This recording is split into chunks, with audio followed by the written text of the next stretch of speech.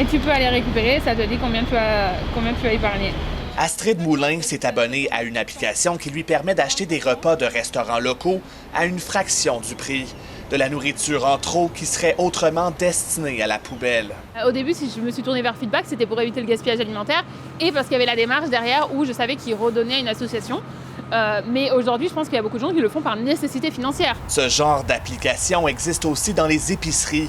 Elles repèrent des aliments vendus à rabais, parfois jusqu'à moitié prix, simplement parce qu'ils sont sur le point d'atteindre leur date de péremption.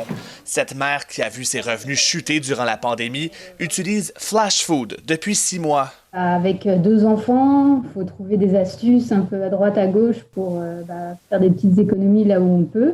Le PDG de Flash Food affirme qu'en cette période difficile, quand vient le temps de couper dans le gras, la nourriture passe souvent en premier. La pandémie a aussi fait grimper le coût du panier d'épicerie et le prix des aliments devrait continuer d'augmenter cette année selon les experts, ce qui pousse bien des Canadiens à chercher des moyens d'économiser. La facture d'épicerie, c'est la chose qui a toujours continué d'augmenter bien au-delà de l'inflation. Les gens cherchent des économies. Le télétravail permet aux gens de rester plus à la maison et de penser à leur stratégie alimentaire.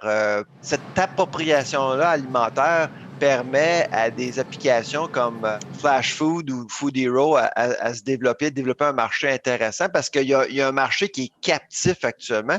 Résultat, le nombre d'utilisateurs de ces applications a explosé durant la crise. Les ventes de l'application québécoise Food Hero ont bondi de 36 % depuis mai. L'entreprise partenaire de Sobeys et Metro compte maintenant percer ailleurs au pays, dans 1000 à 1500 succursales d'ici la fin de l'année. Ici Philippe de Montigny, Radio-Canada, Toronto.